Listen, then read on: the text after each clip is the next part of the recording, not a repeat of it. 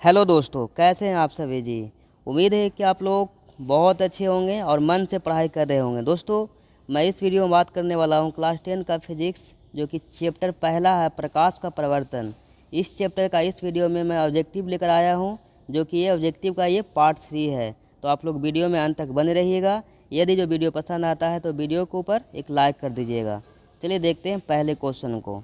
देखिएगा, पहला क्वेश्चन है कि है ना, दो समांतर समतल दर्पणों के बीच रखी गई वस्तु के कितने प्रतिबिंब बन सकते हैं। है ना, दो समांतर समतल दर्पणों के बीच रखी गई वस्तु के कितने प्रतिबिंब बन सकते हैं। शून्य, एक, अनंत, इनमें से कोई नहीं। तो दोस्तों, इनका सही आंसर हो जाएगा ऑप्शन सी, अनंत। है ना, दो समांतर समतल के बीच क्या होगा, अनंत प्रतिबिंब बनेगा। देखते हैं अगले क्वेश्चन को। सेकेंड नंबर क्वेश्चन ये रहा, है ना, यदि अवतल दर्पण में वस्तु की स्थिति अनंत पर है तो प्रतिबिंब कहाँ बनेगा। है ना, यदि अवतल दर्पण में वस्तु की स्थिति अनंत पर है तो प्रतिबिंब कहाँ बनेगा। अनंत पर, वक्रता केंद्र पे, फोकस पर, ध्रुव पर। तो दोस्तों, इनका सही आंसर हो जाएगा ऑप्शन सी, फोकस पे।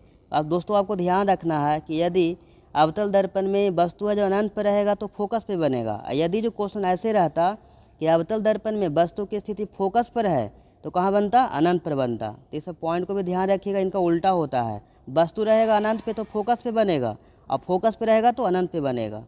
है ना, जैसे में रहेगा वक्रता केंद्र पे तो वक्रता केंद्र पे ही बनेगा। अवतल दर्पण का बात किया जा रहा है। या ध्रुव पे रहेगा तो है ना, ध्रुव पे ही बनेगा। तो इस पॉइंटों को आप ध्यान रखिएगा। देखते हैं अगले क्वेश्चन को। तीसरा नंबर क्वेश्चन है कि यदि अवतल दर्पण में वस्तु की स्थिति वक्रता केंद्र पर है तो प्रतिबिंब कहाँ बनेगा। तो देखिए यहाँ पे क्या था, है ना, वस्तु की स्थिति कहाँ था, वक्रता केंद्र पे था। तो अनंत पे बनेगा, वक्रता केंद्र पर, फोकस पर या ध्रुव पर। तो अभी आपको बताया गया कहाँ बनेगा, वक्रता केंद्र पे ही बनेगा। ठीक है, समझ पा रहे होंगे, उम्मीद है कि। देखते हैं अगले क्वेश्चन को। फोर नंबर क्वेश्चन है कि उत्तल दर्पण द्वारा, है ना, उत्तल दर्पण द्वारा बना प्रतिबिंब कैसा होता है। तो दोस्तों, आपको ये हमेशा ध्यान रखना है कि उत्तल दर्पण में प्रतिबिंब काल्पनिक बनता है, और जब काल्पनिक बनेगा तो सीधा बनेगा। है ना, यानी कि उत्तल दर्पण द्वारा बना प्रतिबिंब क्या होगा, क्या बोलता है, हमेशा सीधा हो जाएगा। यानी ऑप्शन बी क्या है, सही इनका आंसर है। देखते हैं अगले क्वेश्चन को। 5 नंबर क्वेश्चन है, आपतन कोण किसके बराबर होता है। आपतन कोण किसके बराबर होता है ना। तो दोस्तों समझिएगा, ऑप्शन है समतल कोण, परावर्तन कोण, दोनों, इनमें से कोई नहीं। तो इनका सही आंसर हो जाएगा ऑप्शन बी, परावर्तन कोण। है ना, प्रकाश के परावर्तन के दूसरे नियम से, है ना, आपतन कोण परावर्तन कोण के बराबर होता है। तो आपसे पूछा जा रहा था कि आपतन कोण किसके बराबर होता है, तो परावर्तन कोण के। देखते हैं अगले क्वेश्चन को। 6 नंबर क्वेश्चन है, किस प्रतिबिंब को पर्दे पर प्राप्त नहीं किया जा सकता है ना। प्रतिबिंब दो प्रकार का होता है, वास्तविक प्रतिबिंब, काल्पनिक प्रतिबिंब। काल्पनिक प्रतिबिंब को ही आभासी प्रतिबिंब कहा जाता है। तो आपसे पूछा जा रहा है कि किस प्रतिबिंब को पर्दे पर प्राप्त नहीं किया जा सकता है ना। दोस्तों, यहाँ पे वास्तविक प्रतिबिंब है, जो कि वास्तविक प्रतिबिंब को पर्दे पर प्राप्त किया जा सकता है। इसका आंसर क्या हो जाएगा, काल्पनिक प्रतिबिंब, बोले तो आभासी प्रतिबिंब। यानी कि ऑप्शन बी क्या है, इनका सही आंसर है। काल्पनिक प्रतिबिंब को हम पर्दे पे प्राप्त नहीं कर सकते हैं।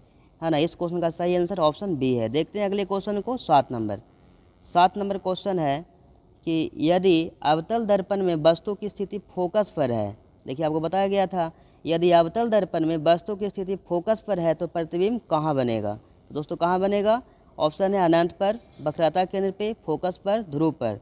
तो दोस्तों, का सही आंसर हो जाएगा ऑप्शन ए, अनंत पे। फिर से बोल रहे हैं, यदि जो है ना वस्तु की स्थिति फोकस पे रहेगा तो अनंत पे बनेगा। यदि जो वस्तु की स्थिति अनंत पे रहता है तो फोकस पे बनेगा। वक्रता केंद्र पे रहेगा तो वक्रता केंद्र पे ही बनेगा।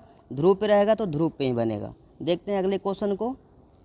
8 नंबर प्रश्न है, यदि अवतल दर्पण में वस्तु की स्थिति ध्रुव पर है ना, तो प्रतिबिंब कहाँ बनेगा। तो दोस्तों, इनका सही आंसर हो जाएगा ऑप्शन डी, ध्रुव पर ही बनेगा।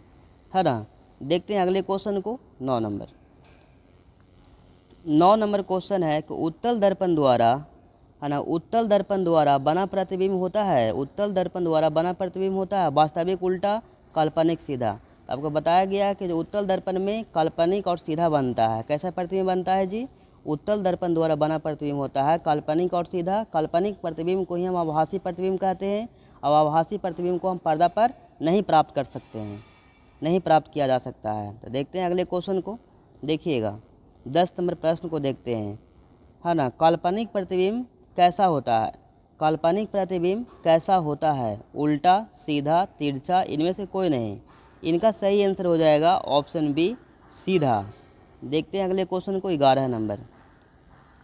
11 नंबर क्वेश्चन है ना, कि अभिसारी दर्पण, अभिसारी दर्पण को कहा जाता है, अभिसारी दर्पण को कहा जाता है, मतलब आपको बताना है कि अभिसारी दर्पण किनको और कहा जाता है, मतलब अभिसारी दर्पण का दूसरा नाम क्या है। देखिए लिखा गया है अवतल दर्पण, उत्तल दर्पण, समतल दर्पण, इनमें से कोई नहीं। तो दोस्तों इनका सही आंसर हो जाएगा ऑप्शन ए, अवतल दर्पण। अवतल दर्पण को अभिसारी दर्पण भी कहा जाता है। आपको ध्यान रखना है कि उत्तल दर्पण को हम क्या बोलेंगे, जब अवतल दर्पण को हम बोलें अभिसारी दर्पण, तो उत्तल दर्पण को हम बोलेंगे अपसारी दर्पण। तो आपको ध्यान रखना है कि, है ना, उत्तल दर्पण को ही, है ना, अपसारी दर्पण कहा जाता है। देखते हैं अगले क्वेश्चन को, 12 नंबर।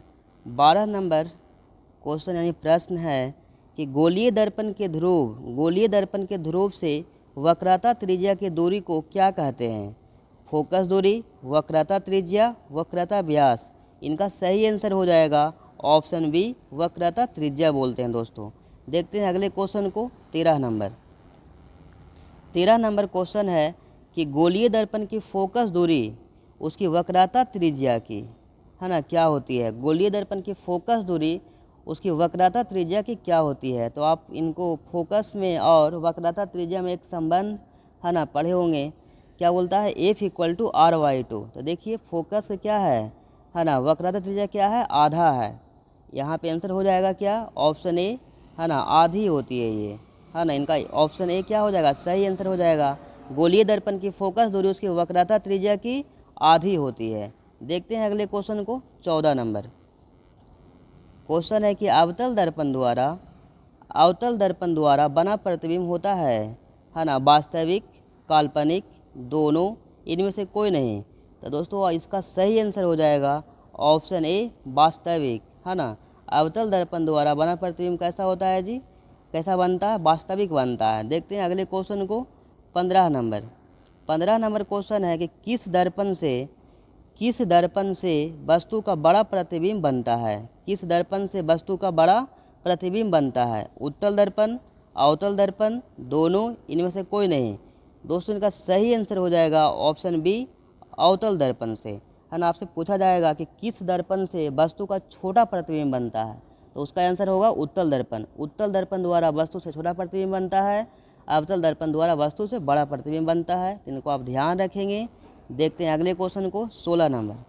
16 नंबर क्वेश्चन है, प्रश्न है कि प्रवर्तन के नियम से निर्धारित होता है, प्रकाश के प्रवर्तन का जो दूसरा नियम है ना, उसमें बोला गया है आपतन कोण, है ना, बराबर होता है प्रवर्तन कोण के। यानी कि इनका सही आंसर हो जाएगा ऑप्शन ए, है ना। इनका सही आंसर हो जाएगा आपतन कोण बराबर प्रवर्तन कोण। देखते हैं अगले क्वेश्चन को, 17 नंबर। 17 नंबर क्वेश्चन है, प्रकाश का वेग न्यूनतम होता है, प्रकाश का वेग न्यूनतम होता है निर्वात में, जल में, कांच में, वायु में। तो दोस्तों इनका सही आंसर हो जाएगा ऑप्शन सी, कांच में, है ना। प्रकाश का वेग सबसे न्यूनतम होता है, सबसे कम होता है इस सारे ऑप्शन में, कांच में होता है। लेकिन अगर इसमें पूछ लिया जाए ऑप्शन में कि प्रकाश का वेग अधिकतम किस में होता है, तो क्या बोलिएगा, निर्वात में बोलना है, ठीक है। यानी इस क्वेश्चन का सही आंसर है ऑप्शन सी, करेक्ट आंसर मतलब ऑप्शन सी इनका क्या है, सही आंसर है। कांच में क्या होता है, प्रकाश का वेग न्यूनतम होता है इन चारों ऑप्शन की अपेक्षा। देखते हैं 18 नंबर क्वेश्चन है कि जिस वस्तु का प्रकाश, जिस वस्तु का प्रकाश अपना नहीं होता है, जिस वस्तु का प्रकाश अपना नहीं होता वह वस्तु क्या कहलाता है? प्रदीप्त, अप्रदीप्त, दोनों, इनमें से कोई नहीं। तो दोस्तों इनका सही आंसर हो जाएगा ऑप्शन बी, अप्रदीप्त, है ना। और आपसे पूछा जा सकता है प्रदीप्त के बारे में, सुन लीजिए, है ना। वैसा वस्तु जिनके पास क्या हो, अपना प्रकाश हो, वो क्या कहलाएगा, प्रदीप्त कहलाएगा। और जिस वस्तु के पास अपना प्रकाश नहीं होता वो क्या कहलाते हैं, अप्रदीप्त। मतलब इस क्वेश्चन का सही आंसर हो जाएगा ऑप्शन बी। देखते हैं अगले क्वेश्चन को, है ना, 19 नंबर क्वेश्चन है कि अवतल दर्पण की फोकस दूरी कैसा होता है? अवतल दर्पण की फोकस दूरी कैसा होता है, धनात्मक, ऋणात्मक? तो दोस्तों अवतल दर्पण का फोकस दूरी ऋणात्मक होता है। कैसा होता है जी, है ना, कैसा होती है, ऋणात्मक होती है अवतल दर्पण की फोकस दूरी। आपसे पूछा जाएगा उत्तल दर्पण की फोकस दूरी कैसा होती है, तो आप बोलिएगा धनात्मक। उत्तल दर्पण की फोकस दूरी धनात्मक होता है और अवतल दर्पण का फोकस दूरी ऋणात्मक होता है। यानी इस क्वेश्चन का सही आंसर है ऑप्शन बी। देखते हैं अगले क्वेश्चन को, 20 नंबर, जो कि इस वीडियो का ये लास्ट क्वेश्चन होगा। क्वेश्चन है कि दर्पण सूत्र है, मतलब दर्पण सूत्र किनको हम बोलेंगे, कौन है जो दर्पण सूत्र है ना। वेरी इंपॉर्टेंट क्वेश्चन है जी। ये सब जितना भी आपको बताया गया है आप विश्वास कीजिए, यदि जो आप 2025 में एग्ज़ाम अगर जो देने वाले हैं दीजिएगा, तो अगर जो इन चारों वीडियो को इस चैप्टर के अंतर्गत आप देख लेते हैं तो इससे बाहर एक भी ऑब्जेक्टिव नहीं रहने वाला है। समझिएगा, यहाँ पे लिखा हुआ 1/f equal to 1/v plus 1/u, 1/f equal to 1/v minus 1/u, 1/v equal to 1/f plus 1/u, इनमें से कोई नहीं। तो दोस्तों इनका सही आंसर हो जाएगा ऑप्शन ए, है ना, 1/f equal to 1/v plus 1/u। Sorry, है ना, आपसे पूछा गया था कि दर्पण सूत्र है, मतलब दर्पण सूत्र कौन है, तो आपको ध्यान रखना है 1/f इक्वल टू, है ना, 1/f equal to 1/v plus 1/u, इनका ये सही आंसर हो जाएगा। आपसे पूछा जाएगा अगले चैप्टर में बताया जाएगा, है ना, कि लेंस सूत्र। तो दोस्तों जो सेकंड ऑप्शन है बी का, ये लेंस सूत्र है ना, 1/f equal to 1/v minus 1/u। तो उम्मीद है कि आप लोग इस वीडियो को बहुत अच्छी तरह से समझ पाए होंगे। तो है ना, इस वीडियो के ऊपर एक लाइक कर दीजिएगा। फिर आपसे मिलते हैं अगले वीडियो में, तब तक के लिए जय हिंद।